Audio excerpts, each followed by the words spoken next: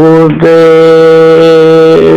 तेरे भरोसे मेरी जिंदगी है, चरणों में स्वामी तेरे मेरी बंदगी है।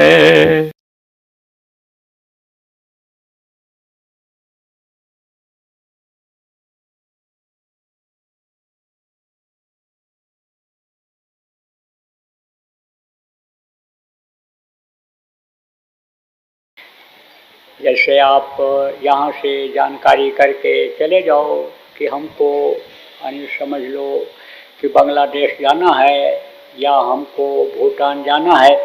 अब दूसरे देश में जाने के लिए वीज़ा पासपोर्ट की ज़रूरत होती है, तो आप पढ़ करके तो जा सकते हो, कोई बताएगा तो वहाँ जा सकते हो, लेकिन वीज़ा पासपोर्ट आप जब दिखाओगे तभी अंदर जाने पाओगे। अब आप समझ लो कि कोई असरदार आदमी मिल गया, जैसे आप समझो कि उसकी कोई रोक टोक नहीं है, अब उसके साथ आप चले गए तो आप उसके साथ निकल जाओगे। देखो, पति के साथ पत्नी होती है तो पत्नी को नहीं रोकते हैं लोग, चले जाने देते हैं। पति के साथ पत्नी चली जाती है। कोई अधिकारी है और उसका पिया है, चपरासी है, लटका है चपरास, तो उसको नहीं रोकते, जाने देते हैं। ऐसे ही जब सदगुरु मिलते हैं, गुरु मिलते हैं, वो मुहर लगा देते हैं, तब रोक टोक नहीं होती है, नहीं तो रोक टोक भी होती है। इसीलिए किताबों में पढ़ करके अन्य लोग नहीं जा पाए और अब भी अटके हुए हैं, ऊपरी लोकों में अब भी पड़े हुए हैं। अब वो तो भूल भी गए कि ऊपर जाना है, क्योंकि यहाँ जैसा दुख तो वहाँ है नहीं, न वहाँ कोई रोना धोना है, न कोई वहाँ पर बीमारी है, न कोई वहाँ पर यानी समझो अशांति है, वहाँ तो शांति है। तो वो उसी में पड़े हुए हैं, संतुष्ट हैं। जैसे किसी को कोई यानी खाने की रहने की दिक्कत न हो, बढ़िया बंगला हो, खाना बगैर मांगे मिल जाता हो, जहाँ जाना हो गाड़ी घोड़ा पर जाता हो, ऐसी गाड़ी हो जिस पर झटका भी न लगे, 2 करोड़ 4 करोड़ रुपए गाड़ी, तो वो तो उसमें संतुष्ट रहेगा। उसको भगवान और ये सब कोई समझ में नहीं आते हैं, तो कहते सुख है हमको इसी में। ऐसे ही ऊपरी लोगों में वहाँ तो वही पड़े रह जाते हैं, आगे नहीं बढ़ पाते। तो आप ये समझो प्रेमियों कि खट चक्र इसमें है। आप ये समझो केवल इसी मनुष्य शरीर में उदा चक्र सबसे नीचे, जहाँ से मन त्याग करते हैं, इंद्रिय चक्र जहाँ ये मूत्र की जगह है, और नाभि चक्र ये यहाँ पर है, हृदय चक्र यहाँ पर है सीने में, और कंठ में यानी यहाँ पर यहाँ भी चक्र है, और एक आज्ञा चक्र है जिसको तीसरा तिल कहा गया, पिंडी दसवां द्वार कहा गया, एक चक्र वहाँ भी है। तो अब आप ये समझो कि जीवात्मा वही बैठी हुई है और वहीं से शरीर को जीवात्मा चलाती है, उसकी ताकत से ये शरीर चलता है। वहाँ से ताकत उतरी कहाँ आई, आँखों के पास आई, यहाँ से कान के पास, मुंह के पास, फिर यहाँ कंठ के पास ताकत आ जाती है, और ये चक्र चल पड़ते हैं उसकी ताकत से। और फिर उसके बाद फिर ये नीचे उतरती है, यहाँ हृदय में ताकत आती है, फिर ये चक्र चल पड़ता है, और फिर यहाँ नाभि में ये चक्र चल पड़ता है, फिर ये इंद्रिय का चक्र चलता है, फिर उसकी ताकत से गुदा का चक्र चल पड़ता है। जीवात्मा षष्ठम से आती है, जैसे जीवात्मा ऊपर से षष्ठम से ही उतरी, घबराई ये जीवात्माएँ, बहुत घबराई अकुलाई। जब इनको नीचे सत्पुरुष को भेजना हुआ, रचना करने की मौज हुई, तब ये जब घबराई तो इनको रोक दिया। जब कुछ दिन वहाँ रह गई, सेट हो गई, तब फिर इनको नीचे उतारा शब्द के द्वारा, वो शब्द ऊपर का छूट गया, फिर नीचे शब्द के द्वारा उतार दिया, और फिर जब यहाँ कुछ दिन रही, सेट हो गई, ऐसे सीढ़ी सीढ़ी ये नीचे आ गई। 5 स्थान ऊपर, 5 स्थान नीचे, बीचों बीच में ये जीवात्मा पूरे अपने परमात्मा की ताकत में बैठी हुई है। अब आप ये समझो कि मन त्रिकुटी में लग गया, और तब से ये इसके साथ लगा हुआ है। 10 प्रकार के प्राण बताए गए। प्राण क्या है? यह हवा है। कहते हैं इनकी हवा निकल गई। प्राण जो है वो हवा ही है, और प्राण कई तरह के बताए गए, प्राण अपान समान व्यान देवता धनंजय क्रोम त्रिकर से बहुत 10 प्रकार के प्राण बताए। 5 प्रकार के प्राण नीचे की तरफ हैं, 5 प्रकार के प्राण ऊपर की तरफ हैं। ये जब नीचे के प्राण निकल जाते हैं ऊपर, इनको मालूम हो जाता है तत्व खत्म हो जाएगा, तो ये जब निकल जाते हैं तब इसमें सड़न गलन बदबू आने लगती है। और ये प्राण जब नीचे रहते हैं, हवा जब रहती है, तब चैतन्यता तो नहीं रहती है, जीवात्मा तो निकल जाती है ऊपर, लेकिन सड़न गलन बदबू नहीं पैदा होती। और ये नीचे के प्राण जब रहते हैं तो प्राण को होश रहता है, जीवात्मा भी यानी जो ऊपर के प्राण हैं वो जीवात्मा को भी याद दिलाते रहते हैं कि तुमको नीचे चलना है, नीचे उतरना है। मन को भी ये रहता है नीचे चलेंगे तो वहाँ पर हमको खाने को मिलेगा, क्योंकि ऊपर तो मन को खुराक उतना मिलता नहीं है जितना इंद्रियों पर मिलता है, उसको रस मिलता है। जैसे आजकल खाने में लगे हुए हो, मन उसमें लगा हुआ, आँख देखने में रस मिल रहा है, मन को सुनने में रस मिल रहा है, गाना बजाना निंदा बुराई में देखो कितना मन लगता है, सुनने का ही मन करता है। एक दूसरे क्या निंदा बुराई करे, गंदी चीज़ों को जो किस्सा कहानी के रूप में बतावे, उसी के पास मन कहता है चलो इसी के पास बैठें। गलत काम करने के लिए जो प्रेरणा देता है उसी की बातों को सुनने का मन कहता है, गलत चीज़ों को देखने के लिए जो प्रेरणा देता है मन कहता है चलो उसी के पास चलो। वो चलेगा, दिखाएगा, सुंदर सुंदर चीज़ों को दिखाएगा, सुंदर मूर्त को दिखाएगा, स्त्री पुरुष को सुंदर दिखाएगा। ऐसे ही आप ये समझो, चाहे स्त्री का हो चाहे पुरुष का हो, ये मन यानी समझो भोगी मन हो गया। अच्छा खाने के लिए कहता है, आप ये समझो भोग करने के लिए मन ये कहता है, भोगी हो गया, भोग वासना मन में बसी मेरे, दर्शन क्यों न जाए, भजन क्यों न जाए, गाया गया ना प्रार्थना में। तो अब आप ये समझो कि यहाँ का तो भोगी हो गया, यहाँ तो रस मिल रहा है, लेकिन ऊपर सूक्ष्म मन होते हुए भी, अंधी मन होते हुए भी यानी समझ लो कि उसको ईश्वर की याद आ जाती है। उधर हालांकि इतनी ज़रूरत नहीं पड़ती है मन को, क्योंकि वहाँ जो सूरत के साथ रहता है तो वहाँ जो सूरत का रस है वो खुशबू है लिंग शरीर, और सूक्ष्म शरीर में आप ये समझो यानी वहाँ पर यानी सूक्ष्म शरीर में दृष्टि का भोग है और कारण शरीर में श्रवण का शब्द का भोग है।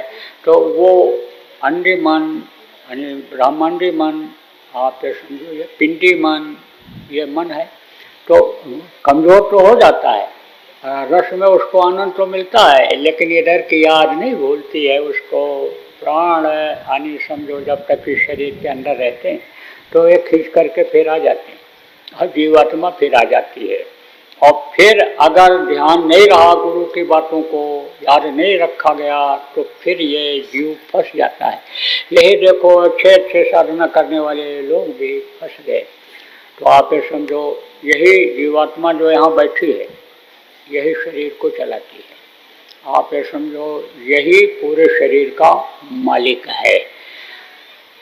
इंगड़ा पिंगला सुषमना ये 3 नाड़ियाँ हैं, ये यहाँ पर जहाँ पर जीवात्मा बैठी है यहीं पर ये ऐसे तीनों ऐसे जुड़ी हुई हैं।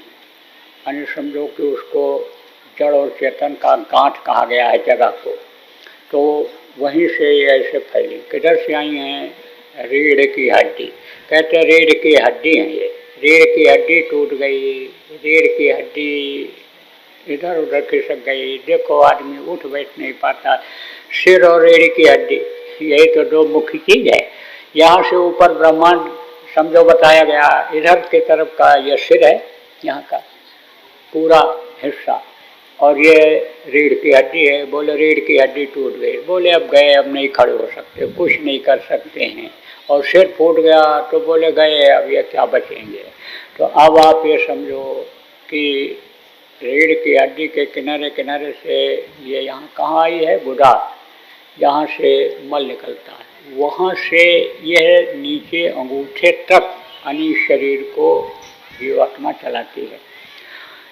इधर नाड़ियाँ जो यहाँ पर नीचे गुदा चक्र पर आई या फिर वापस हो जाती हैं, और इनमें शाखाएं निकल गई।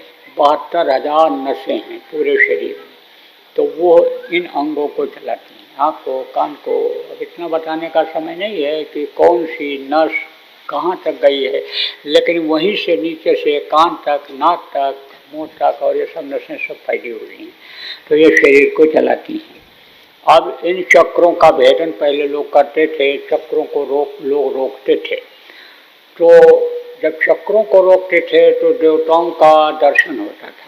देवता कहाँ पर हैं तो अपने लोक में ऊपर, लेकिन उनकी छाया सबके इन चक्रों पर पड़ती है। जैसे गणेश जी का स्थान कहाँ बताया लोगों ने, देखा नहीं उनको, उनकी परछाई देखा। तो परछाई जो होती है वो भी ठीक वो उन्हीं की तरह से लगती है। जैसे वीडियो में कॉन्फ्रेंसिंग करते हो तो चेहरा देखते हो तो लगता है बिल्कुल ये सामने खड़े हैं, ये देखो हमको देख रहे हैं, बोल रहे हैं, आँख से मुंह से क्या कह रहे हैं, क्या बता रहे हैं, क्या भाव बता रहा है, आँख से देखो आंसू गिर रहा है तो कहते हो आज हमने इनको देखा। यानी देखो ये दुबले हो गए, ये देखो बहुत रो रहे थे, ये देखो लड़की बहुत बीमार है, बहुत दुखी है, ये देख करके आप कहते हो लगता बिल्कुल वैसी है। ऐसे ही छाया है, दर्शन कहाँ होता है उनका, आंखों के ऊपर जो रास्ता गया हुआ है वहाँ होता है, ऊपर की तरफ आज आपको बताऊंगा। तो आप ये समझो कि देखा लोगों ने तो कहा अरे भाई ये गणेश जी हैं, 4 दल कमल पर बैठे हैं, यहाँ देखो धूप आरती हो रही है, आप समझो इस तरह का लाल रंग का ये कपड़ा पहने हुए हैं, ये देखो ये कमल इस तरह के हैं, देखो ये पूरब की तरफ इंद्र देवता बैठे हैं, दक्षिण की तरफ यमराज देवता बैठे हैं, देखो ये कुबेर बैठे हैं उत्तर की तरफ, इस तरह से देखते हैं। तो बता दिया लोगों ने कि देवता ऐसे ही हैं, इस तरह के हैं। वहाँ पर यानी समझो जहाँ परछाई पड़ती है उसका असर भी आ जाता है। आप ये समझो कि आदमी के अंदर वहाँ तक पहुँचने के बाद त्याग की भावना उत्पन्न हो जाती है, क्योंकि वो मल जो होता है वहीं से निकलता है। तो वो जो गुदा स्थान है, गुदा चक्र है, उसको मोह नहीं होता है किसी चीज़ से, निकाल दो इसको बाहर। तो आदमी को मोह जब नहीं रहता है किसी चीज़ का तो त्याग कर देता है, त्याग की भावना आ जाती है। और आगे बढ़े, इंद्र द्वार पर पहुँचे, देखा ब्रह्मा, सावित्री, गायत्री, सरस्वती ये सब बैठे, यहाँ आवाज़ भी होती रहती है। यहाँ पे समझो जैसे क्लिंग क्लिंग की आवाज़ यहाँ होती है आपके गुदा चक्र पर, गणेश जी यहाँ बैठे हैं, हरम हरम की आवाज़ यहाँ हृदय में होती है। अब विस्तार में बताने का समय नहीं, और आज देख रहा हूँ मैं काफ़ी कुछ लोग आप नामदान लेने के लिए आए हो, इसलिए एक ही दिन सारा पाठ नहीं पढ़ाया जा सकता है, फिर तो असली चीज़ को आप भूल जाओगे। इसलिए जो सत्संग की बातें हैं, जो थोड़ा जानकार हैं उनको थोड़ा बता देता हूँ, जो सत्संग सुनते रहते हैं या जो किताबों को पढ़ते रहते हैं, इधर उधर जो सत्संगों में लोगों के किसी भी महात्मा के जाते रहते हैं, उनके लिए ये बात तो मैं बता देता हूँ, बाकी नए लोगों के लिए तो अभी बताऊँगा आपको। तो अब आप ये समझो कि यहाँ पर दर्शन जब होता है चक्रों के भेदन करने में, प्राणों को खींचने में, तब शक्तियाँ भी आ जाती हैं। जैसे सरस्वती की शक्ति यानी इंद्रिय द्वार पर आती है, ऐसे ही समझो कि ऊपर के चक्रों के भेदन में भी शक्तियाँ आ जाती हैं। तो मोटी बात आप ये समझो कि नाभि पर जब पहुँचे तो विष्णु और लक्ष्मी का दर्शन किया, यानी समझो फिर हृदय चक्र पर यहाँ जब पहुँचे तो यहाँ पर शिव और पार्वती का दर्शन किया। उसके ऊपर जब यहाँ पहुँचे कंठ चक्र पर, इन चक्रों पर ये जो चक्र हैं ये कमल है, पंखुड़ियाँ हैं, 4 पंखुड़ी 6 पंखुड़ी आप समझो, यानी ये 16 पंखुड़ी है ये यहाँ पर कंठ पर, जहाँ पर ये आद्या महाशक्ति बैठी हुई दिखाई पड़ती हैं प्राणायाम के ही समय पर। प्राणों को खींचना जिनको आ गया उनको दिखाई पड़ जाता है। आप समझो 16 दल कमर पर ये बैठी हुई हैं, यहाँ तक की शक्ति खींच करके लाते हैं, लेकिन आगे फिर बढ़ना मुश्किल हो जाता है। उस क्रिया से समझ लो आगे नहीं बढ़ पाते हैं, और बहुत बढ़े अगर आगे गए तो जीवात्मा को जब देखा, आत्म साक्षात्कार जब किया, तो अहम ब्रह्मास्मि बोल बैठे कि मैं ही सब कुछ हूँ, क्योंकि अपनी पावर का एहसास हो जाता है। जीवात्मा ये क्या है? परमात्मा की अंश है, लेकिन आप जीवात्मा को भूल गए, परमात्मा को भूल गए। आप तो बस अपने शरीर के अंगों को देखते हो, चेहरे को देखते हो, शीशे में, कांच में। आप अगर ऐसे देखना चाहो नहीं देख सकते हो, चेहरे को भी नहीं देख सकते हो कि मैं कौन हूँ। ये तो कहोगे मेरा हाथ है, मेरा पैर है, मेरा नाक है, और आप कौन हो? तो आप बगैर किसी चीज़ में अपने को देखे हुए नहीं बता सकते हो। तो आप समझो कि उसको भूल गए, जीवात्मा को भी भूल गए, परमात्मा को भूल गए। लेकिन जिन्होंने देखा उन्होंने कहा मैं ही सब कुछ हूँ। पूरी पावर है जीवात्मा में। ये आकाश बना दे, धरती बना दे, या हवा चला दे, आप समझो ये पानी प्रकट कर दे, ये तो देवी देवताओं की रचना कर दे। इसमें इतनी ताकत है जीवात्मा में, इतनी शक्ति है। तो आप ये समझो ये जो क्रिया है, यानी अष्टांग योग, हठ योग, कुंडलिनियों को जगाने का, प्राणायाम करने का, ये बहुत पहले का है। कब का? जब लोगों की उम्र 1,00,000 वर्ष की होती थी, 10,000 वर्ष की होती थी, 1000 वर्ष की द्वापर में होती थी, तब की ये क्रिया है। और अब कलयुग में 100 वर्ष पूरा हो पाना मुश्किल है। तो अब उसको करके कोई कैसे पार हो सकता है? इसलिए संतों का प्रादुर्भाव हुआ। आप ये समझो आना जाना ही कुछ दिन के लिए बंद हो गया, जब से कर्म बने। कर्म को जान ही नहीं पाए लोग कि अच्छा क्या है, बुरा क्या है, और बुराइयां बढ़ती चली गईं। जैसे आज बहुत से लोगों को नहीं मालूम है कि जीव हत्या नहीं करना चाहिए, बहुत से लोगों को नहीं मालूम है कि देवता के मूर्ति के सामने जिंदा को नहीं चढ़ाना चाहिए, पत्थर की मूर्ति के सामने, पेड़ पर, जमीन पर नहीं चढ़ाना चाहिए, और जीव को काट देते हैं, मुर्गा को काट देते हैं, भैंसा को काट देते हैं। अब बजाय फोड़े के और पाप से लग जाते हैं तो जान ही नहीं पाए। आप ये समझो तो कर्म खराब हो गए, और कर्मों की सजा तो मिलती है। किसी को जान के कोई मार दे या अनजान में उससे मर जाए, गैर इरादतन मर जाए, लेकिन सजा तो दोनों में होनी है। अगर आदमी मरा तो आदमी मारने की सजा तो भोगनी ही पड़ेगी। ऐसे पाप चाहे अनजान में हो चाहे जान में, उसकी सजा तो भोगनी पड़ती है। अब आप ये समझो कि लोग कहते तो हैं, कथावाचक लोग जो प्रवचन करते हैं, सुनाते हैं कि बुरा मत करो, बुरा करोगे नर्क जाओगे, अच्छा करोगे स्वर्ग जाओगे, ये बताते तो हैं। लेकिन बुरा अगर हो गया किसी के अनजान में तो नर्क तो जाना पड़ेगा। अब उसकी माफ़ी कैसे होगी ये कोई नहीं बताता है। इसको संतों ने बताया, हमारे गुरु महाराज जैसे ने बताया, और बहुत से लोगों के कर्मों को काट दिया उन्होंने। कर्म काटने का तरीका होता है, जिस तरह से कर्म बनते हैं ऐसे कर्म काटे जाते हैं।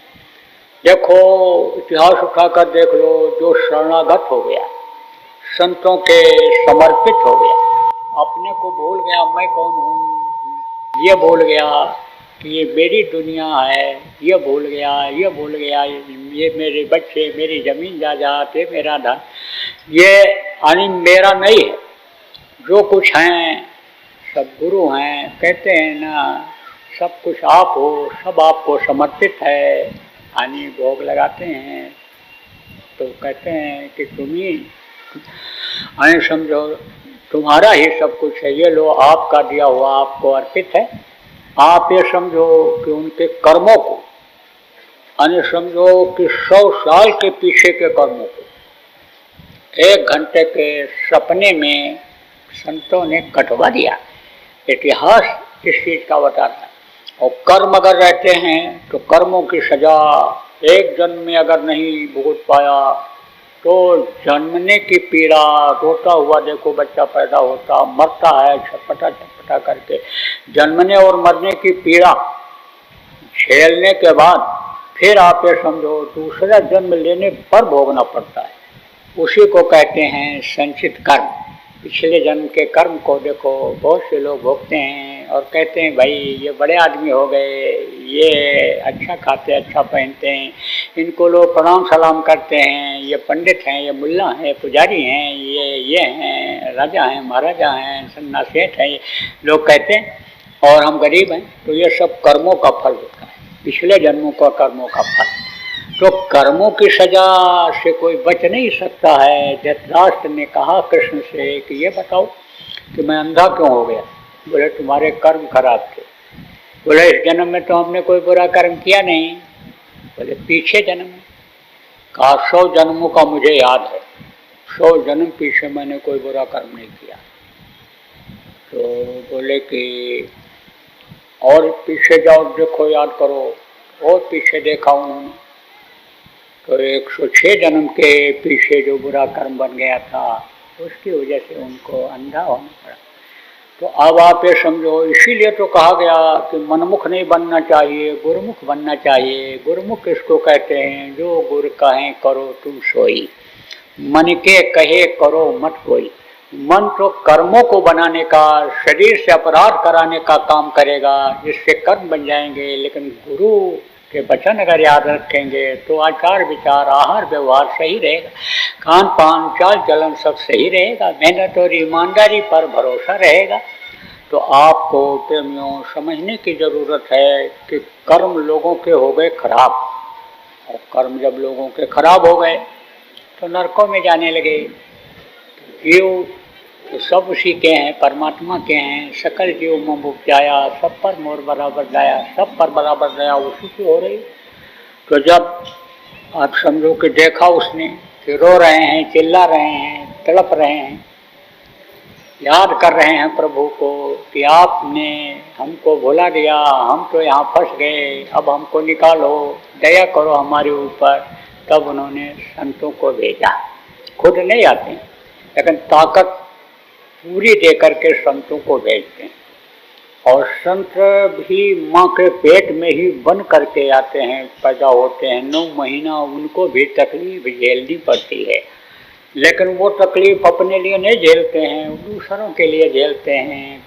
परमार्थी काम के लिए आते हैं। परमार्थ किसको कहते हैं? स्वार्थ किसको कहते हैं? एक रोटी किसी को खिलाओ तो 2 रोटी की खाने की उसके यहाँ जा करके इच्छा रखो तो वो क्या होता है? स्वार्थ होता है। परमार्थ क्या होता है? जिसको रोटी खिला दो उससे आपको इच्छा न रखो, वैसे को खिलाओ जो आपको कभी खिला न पावे, तो वो होता है परमार्थ। तो परमार्थ के कारण संतन धरा शरीर, वृक्ष कबो ने फल बके, नदी न संचय नीर।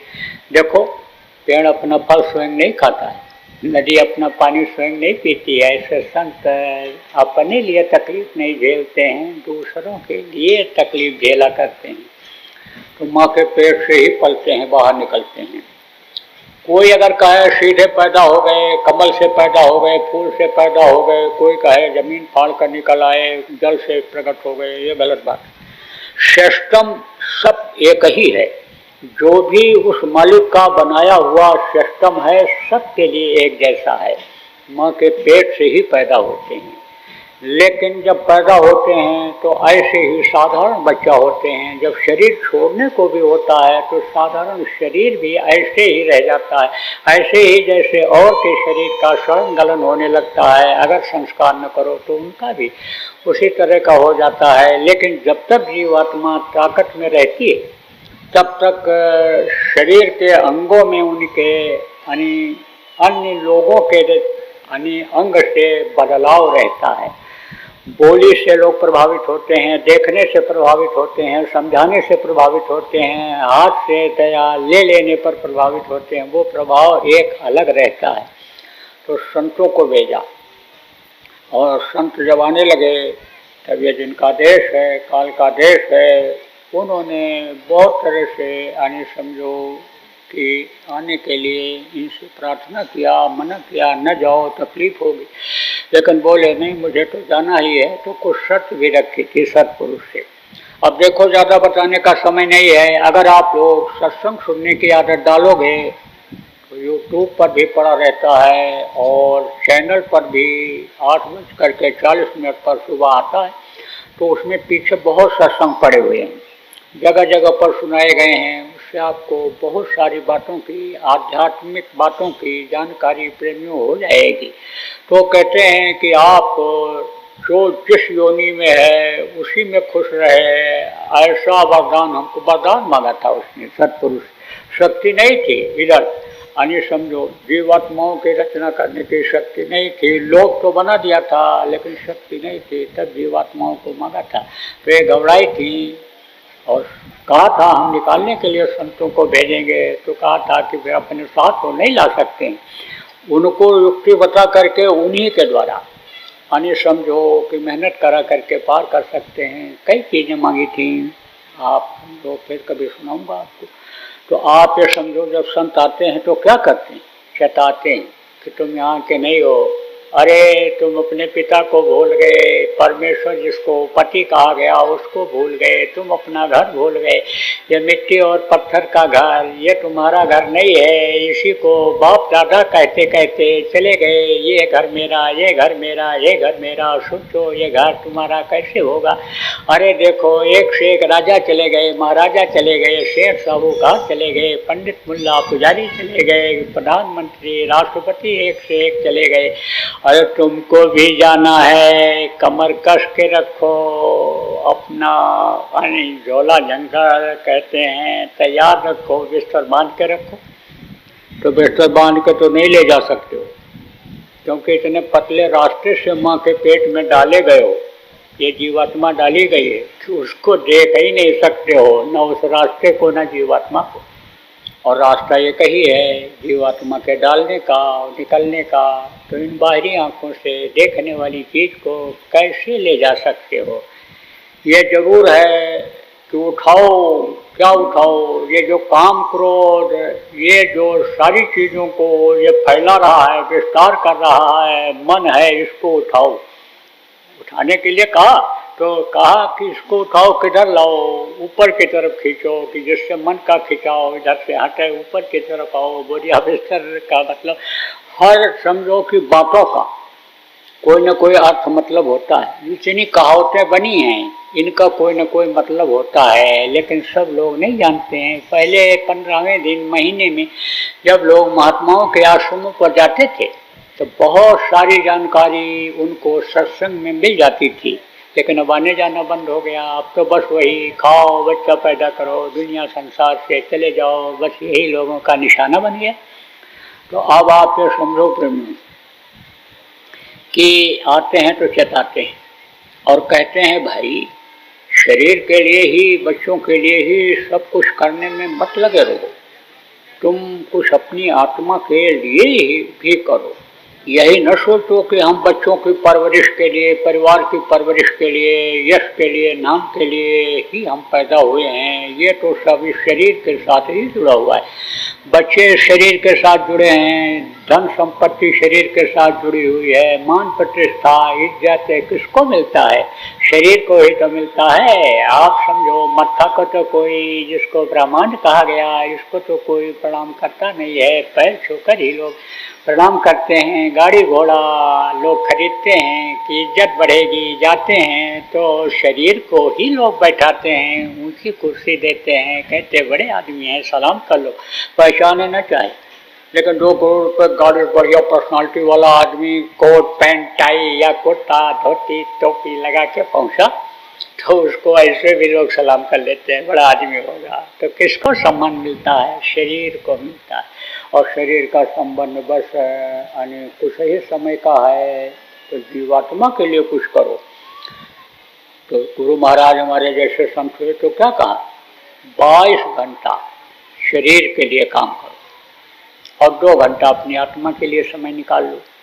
शुरू में तो समझो कि गुरु महाराज भी नामदान देते समय इकरारनामा भरवाते थे कि हम 3 घंटा बैठ करके भजन करेंगे, तब नामदान देते थे। 3 घंटा समय लेते थे, उसके बाद 2 घंटा कर दिए। और हम तो कहते हैं आप 1 ही घंटा करो, 1 ही घंटा करो। करो तो बहुत से लोग तो करते ही नहीं, पुराने नामदानी इसमें बैठे हैं, मौका मिला तब कर लिए। कोई रोज करता है, आदत तो है, लेकिन मन कहाँ क्या करता है ये तो करने वाले ही जानते हैं। अब हमको पोल मत खोलने दो। तो अब आप ये समझो, मन अगर नहीं लगा, हाथ में माला चलता रहा, तो यह तो सुमिरन नहीं। सुमिरन करो, लेकिन मन कहीं कुछ और सुमिरन करे, याद करे। सुमिरन का मतलब क्या होता है? याद करना होता है। तो माला तो आपके हाथ में है, और याद कहाँ है? खेत में, खलिहान में, पराठा बेलने में, कलौंजी बनाने में। मन तो उधर है। तब आप उसका सुमिरन करते हो कि जिसका नाम ले रहे हो उसका सुमिरन करते हो, याद करते हो। कुछ लोग तो सुमिरन न ध्यान न भजन कुछ नहीं, आते जाते हैं। कई तरह की जीव आते हैं सत्संग में। कुछ तो बराबर सुमिरन ध्यान भजन भी करते हैं और सेवा भी करते हैं, और कुछ सुमिरन कर लेते हैं, मौका मिला थोड़ा बहुत ध्यान कर लेते हैं, बाकी सेवा टूट करके करते हैं। कुछ ऐसे होते हैं कि सुमिरन भी कर लेते हैं, थोड़ा ध्यान भजन भी कर लेते हैं, सेवा करने में शर्म करते हैं। शर्म कि हम बड़े आदमी हैं, झाड़ू कैसे लगावें, बर्तन कैसे धोवें, ये भोजन कैसे बनावें, भोजन कैसे परोसें, इसको छोटा काम समझते हैं। आप ये समझो, कुछ ऐसे होते हैं कि लगन के पक्के होते हैं। अगर कोई गुरु महाराज को गाली दे दे तो चढ़ बैठेंगे, मार करके हाथ पैर तोड़ देंगे। लेकिन न सुमिरन करते हैं, न भजन करते हैं, कुछ नहीं करते, न सेवा करते हैं। लगन के तो पक्के होते हैं। कुछ ऐसे होते हैं कि लोटा आप लोगों ने देखा होगा, तो एक लोटा में नीचे पेंदी होती है, इसे आराम से ऐसे बैठ जाता है, इसको पैर कह लो या पेंदी कह लो। एक ऐसा लोटा होता है जिसमें वो सेट होने के लायक नहीं होता है। तनिक सा ऐसे हिला दो तो उधर चला जाए, इधर हिला दो तो इधर चला जाए। तो ये कुछ बेपेंदी के लोटा होते हैं। तो चलो चलो वहाँ सत्संग है, महाराज जी आ रहे हैं तो यहाँ भी चले आएंगे। फिर कहीं गए, चलो वहाँ बाजार पर चद्दर चढ़ाया हो तो वहाँ भी चले जाए। तो देवी की पूजा नवरात्रा रहे, वहाँ चले जाओ, वहाँ चले जाएंगे। फिर कहेंगे उनका प्रवचन है तो वहाँ चले जाएंगे। तो अब आप ये समझो, वो बेपेंदी के लोटा होते हैं। तो ये बेपेंदी के लोटा वालों का, भजन ध्यान सेवा न करने वालों का तो दैव ही मालिक होते हैं। उनके मालिक गुरु नहीं बनते हैं, ये बात समझ लो। दैव किसको कहते हैं? दैव उन्हीं ईश्वर को कहते हैं जिनका ये लोक है, जिनका ये दिया हुआ शरीर है, उनका मालिक वही रहते हैं। गुरुदेव जय गुरुदेव, जय गुरुदेव।